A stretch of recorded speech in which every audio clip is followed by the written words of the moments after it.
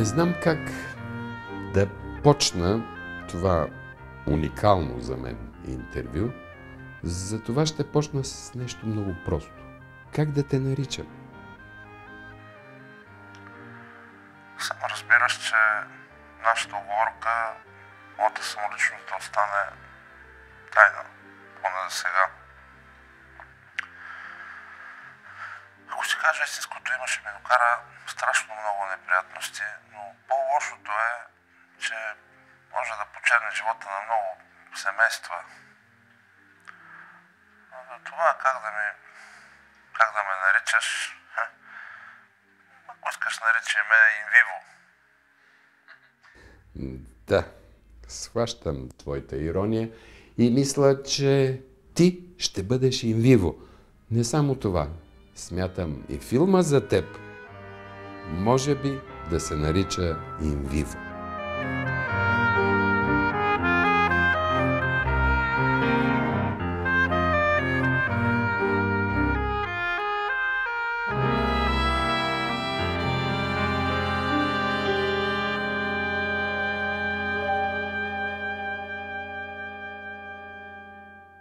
Как започна всичко? Разкажи ми. В началото на 90-те години на вече миналия век бях спортист. Няма да кажа с какъв спорт се занимавах, защото може да подсети някои хора кой съм. Нямах някакви успехи, дори мога да кажа, че бяха посредствени, но за сметка на това имах хубава фигура, голямо желание за секс и доста добър успех сред жените. Обаче лошото беше, че тогава беше много срамно да си искаш презерватив в аптеката, да си купиш, и това ми докара един вид неприятности под формата на това, че трите ми гаджета, които имах в момента, почти по едно и също време забременяха. Естествено, болници, глупости, аборти, скандали, раздели. Пробвах с някакъв бизнес после да започна. Но, както повечето хора тогава удряха на камък, защото просто не знаеха как. И една вечер в едно квартално кафене до мен седна една жена, 35-36 годишна, леко подпинала може би, и почна да говори нещо. Заслушах се и се оказва, че тя разказва собствената си история.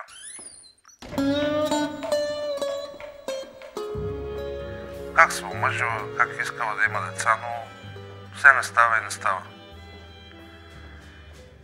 Ходила съответно на доктор,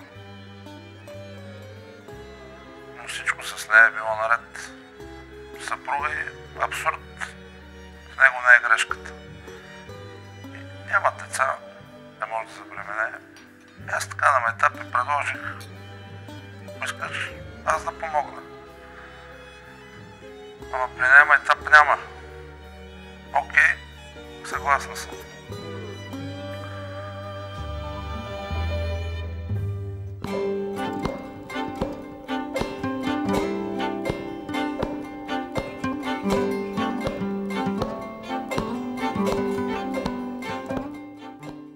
След около половин час отидохме в един мотел.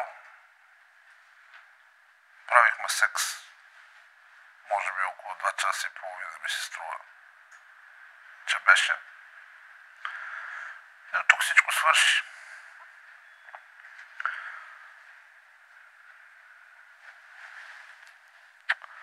След 2 месеца ми се обади по телефона. Каза, че е забременява, благодари ми и пожела да се видим. Аз, окей. Видяхме се. Много набързо, пак ми благодари. Подаде ми един плик и каза, че не желая повече да се виждаме по никакъв повод. Аз естествено се съгласих. След като си тръгна, отворих плика, вътре имаше 25 000 лева. Нещо като 2000 сегашни. И това беше. И как така това? Оттам ли тръгна всичко? Ти имаше ли, как го организира? Имаше ли някакъв план, както го наричат сега бизнес план? План нямах, но реших, че този вид работа може да ми осигури доста добри финансови средства. Обаче проблема беше, че не знаех как да намирам клиенти за тази моя услуга, която предлагах. Не мога да пускам обяви по вестници, по телевизия. Няма как да си правя реклама. Но имаше едно друго нещо. Тогава бяха плъзнали разни екстрасенси, ясновидки, гадателки и тем подобни такива, които, разбира се, са едни най-обикновени мошенници, които си играят с наивността на хората. Но аз знаех, че с мошенници може да се говори по-делово, става ли въпрос за пари. Почнах да ги търся и да предлагам една проста схема. Давам един телефон, на който може да се реши един от най-често поставените въпроси на жените. Не мога да имам деца, какво да правя? Отначало 5-6 гледачки се навиха да предлагат тази услуга. По телефон, обади се и ще имаш дете. Не знам дали ме разбрах. Не точно. Обясни, какво точно им каза на гледачките? На гледачките им казах: ето, предоставя моя телефон и на хора, които имат този проблем, т.е. жени, които не могат да имат деца, просто им давайте телефон и им казвате, че когато се обадят на този телефон, проблема ще им бъде решен. Yes. Това го уточнихме, че става само в личен разговор с гледачките, за които те взимаха съответно пари. И така клиентките ми, ако мога така да ги нарека, почнаха да се обаждат. По-късно в тази схема влезнаха и няколко лекарки от женските кабинети. Звъняха ми всякакви. Някои за майтап, други на сериозно, млади, стари. И аз почнах, направих с един въпросник, чрез който като им задавах въпроси, преценявах коя е сериозна в намеренията си, коя не. Всички жени трябваше да са омъжени. Първото условие. Второ, трябваха да обичат мъжете си и да са сигурни, че искат да прекарат останалите си дни с тях до края на живота си. След всичко това им казвах моите условия. Но условията ми бяха половината от сумата предварително преди първия сеанс, които моето условие беше да бъдат не повече от 3 пъти. Ако не станеше. Кое е 3 пъти? Секса. 3 пъти правиш 3 опита. 3 опита правя. След първи опит, преди първи опит дори, получавам половината пари. До трети опит, след успешно завършване на начинението, т.е. забременяват жените, получавам другата половина от сумата. Ако не беше успешен и третия опит, просто им връщах парите.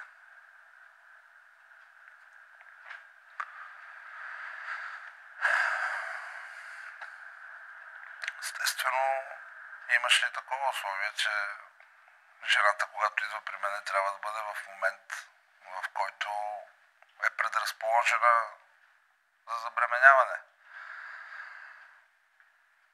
тия моменти, аз по-късен период бях проучил вече от разни медицински книги, които бях прочел, че са определени дни във всеки месец, които жената е най-предразположена за бременяване. Местата за сеансите осигурявах аз. Това бяха квартири, малки мотелчета. Върших си работата добре. Резултатите почнаха да се появяват на бял свят, т.е. жените забременяваха, раждаха, плащаха си и това е. Отношенията ни приключваха до тук.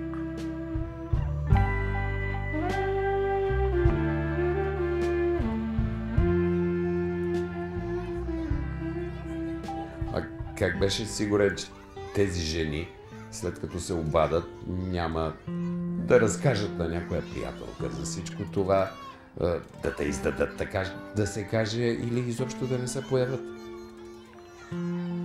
Значи, желанието на жената да има дете е по-силно от нея. За нея това е непреодолимо изкушение. Тя просто органично го иска.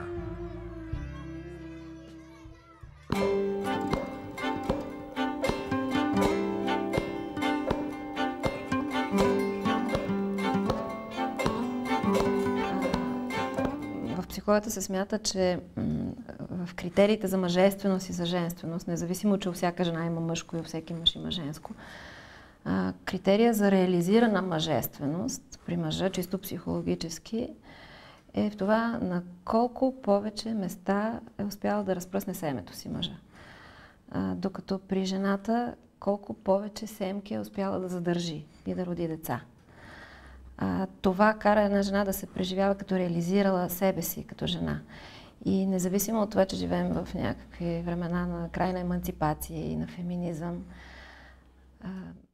дори да е постигнала значими успехи, било в сферата на работата си, във външния свят, в бизнеса, чувството за вътрешна удовлетвореност, ако не е успяла да стане майка, никога не може да бъде пълноценно. Ако ще и да е най-успешно реализирала се като мъж жена, тя си остава с един вътрешен дискомфорт, с висока тревожност, с депресивни такива нагласи. В нашата практика е утвърдено, както и по световна статистика, че 40% от двойките, които страдат от безплодие, проблеми има при мъжа. При около 40-45% при жените и при 10% горе-долу има проблем и при двамата. По принцип мъжете по-рядко ходят при лекари, по-малко обръщат внимание на здравето си. Дали заради бременността, дали поради други причини, жените са много по-загрижени за това има ли някакъв здравен проблем, не само по отношение на плодовитостта, но и за всякакви други здравни проблеми. И най-вероятно това е една от причините. Предполагам, че има значение и криво разбраното мъжко достоинство. За много мъже това, че има някакъв проблем с оплодителните способности, се възприема на символно ниво като импотентност, неспособност. Това по някакъв начин нарушава ореола на мъжкото величие. Члена като символ на плодородието, силата, мощта и т.н. Ако един мъж не може да има дете, това някакси нарушава, срива цялата му представа за силната фигура. Болестите, които пречат при мъжа, най-често това е разширените вени на левия тестис, което е една вродена аномалия.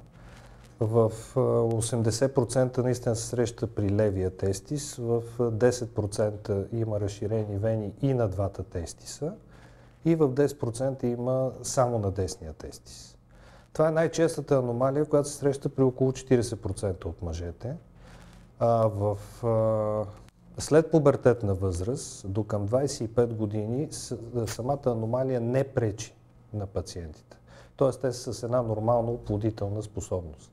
След 25 години до към 30 вече започва влошаване на показателите на оплождането. Това е така наречената спермограма, която се прави, което е изследване на различните показатели, които дават информация за възможностите за оплождане при мъжа. Добре, какви пари искаше за тази услуга? Какъв ти беше ценоразписа? Цената беше от между 5 и 10 хиляди лева. Но повтарям, само при успешно зачеване.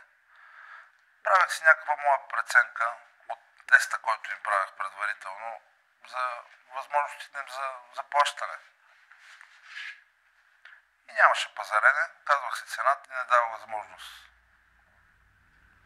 за пазарене. Добре, за годините, в които си извършвал всичко това нещо, колко пъти успя да постигнеш добър резултат? Може и да не повярваш, но 176.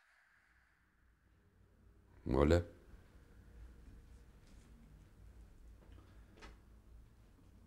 Наистина? 176? Да, това са над 1 милион лева. Горе-долу. Да, и аз успях да ги изчисля. Това наистина са над 1 милион лева. Това е огромна сума. Да, при мен всичко е законно, обаче. Аз имам фирма, няма да казвам с каква дейност официално се занимава.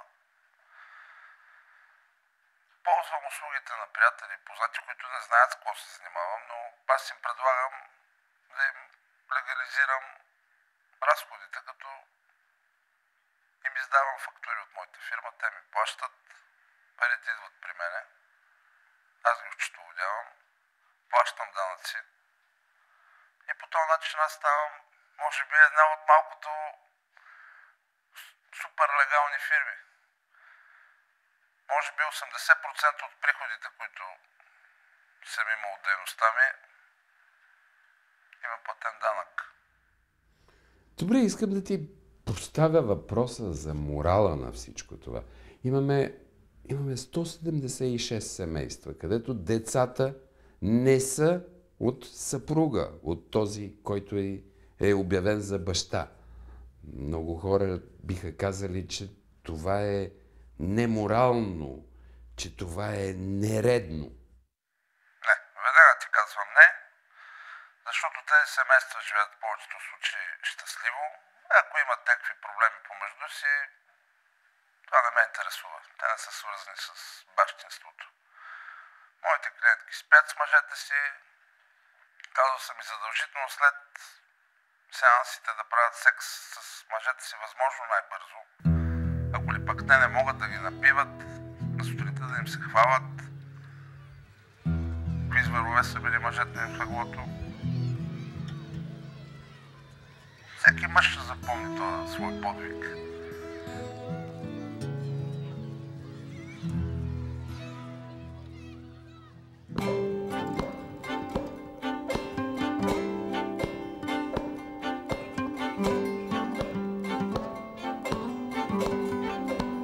Всеки път ли успяваш да се възбудиш? Всеки път ли успяваш да се справиш с тази задача? При тебе идват грозновати жени, вероятно по-пълни жени, непривлекателни жени. Не знам дали ще прозвучи като самохвалство, но видели гола жена винаги ми става и просто аз знам как да ги предразположа. И почти винаги, не знам, може почти винаги им доставям удоволствие, което е нещо много важно в този случай. Сега сигурно са притеснени първоначално, тъй като са женени, имат семейства. Ако не съм ги предразположил, нещата стават по-трудно, дори не стават, защото една жена не е ли отпусната и Господ не може да й помогне. Трябва спермата да стигне там, където трябва. Просто за няколко минути аз ги обичам. А защо според теб тези жени са готови да направят това нещо, което много хора го смятат за аморално, за противоестествено? Не знам и не ме интересува.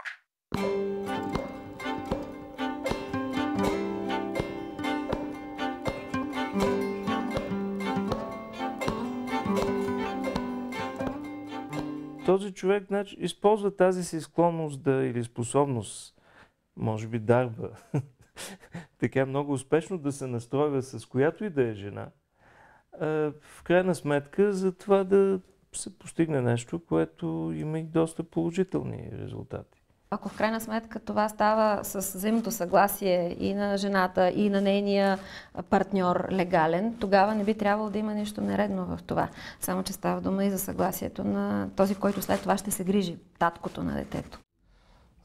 Имах такива два случая в моята практика, когато един пациент по друг повод направи изследване и се оказа, че няма въобще сперматозоиди в семената течност. Направихме и биопсичен анализ на тестиса по оперативен начин и установихме, че просто той няма основни клетки, от които да се произвежда сперматозоидите. А той твърдеше, че има две деца от първия брак, което естествено наведе на мисълта, нали, че под някаква форма първата му жена е забременяла по някакъв друг начин.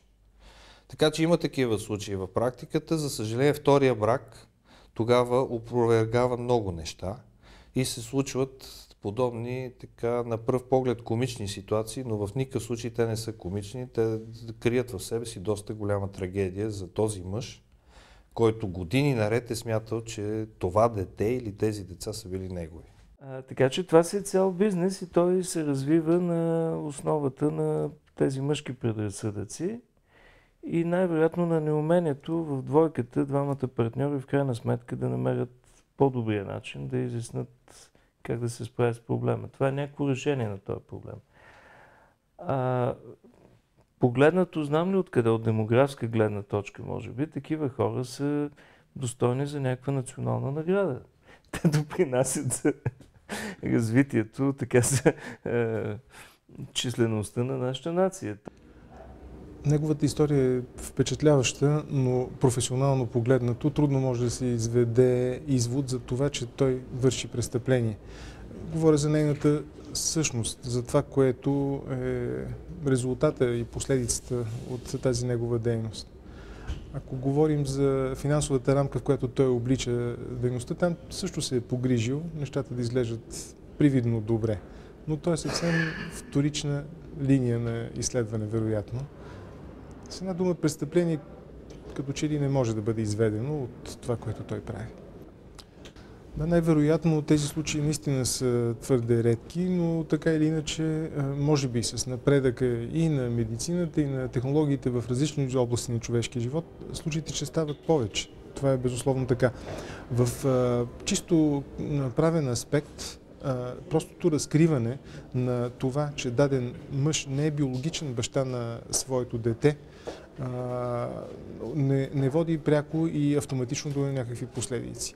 Нещо повече, законът в усилията си да брани интереса на детето е въвел презумпцията за бащинство и сочи като баща на детето, биологичен баща на детето, съпруга на майката.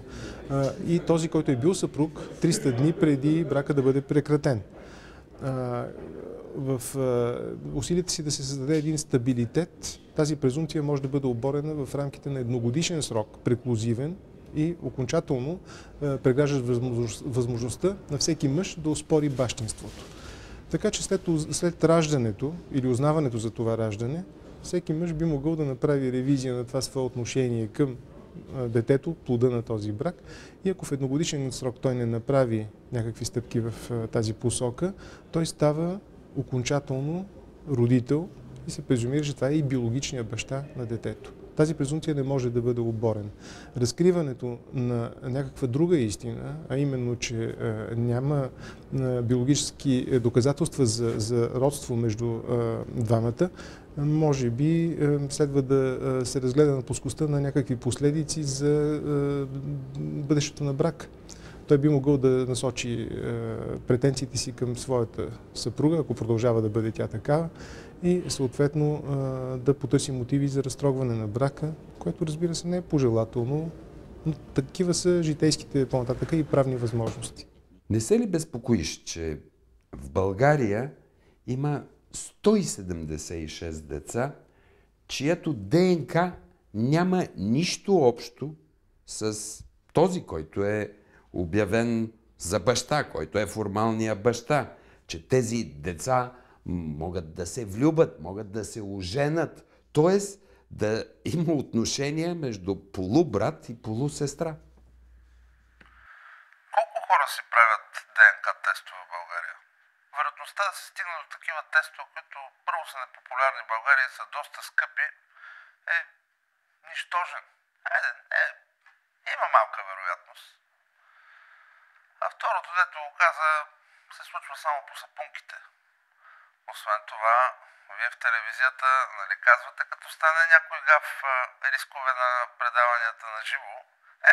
Аз ще ти кажа, това са рисковете на работата in vivo.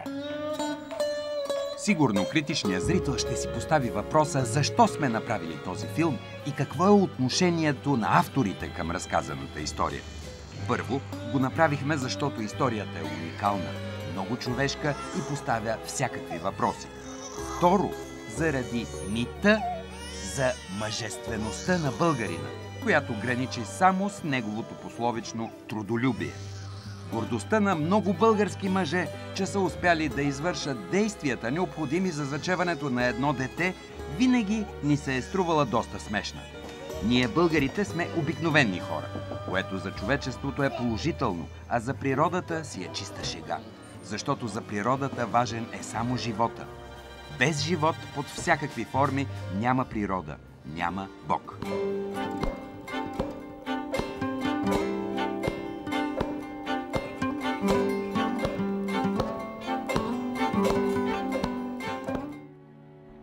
Другия въпрос е дали сме ви разкрили някаква истина.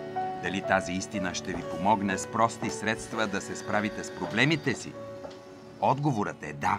Разкрихме ви една истина. За да си истински мъж, посрещай проблемите по-мъжки, като започнеш да ги решаваш. А заключението? Него го оставяме на вас. А за по-сигурно, погледнете дълбоко в очите на децата си и ги целунете.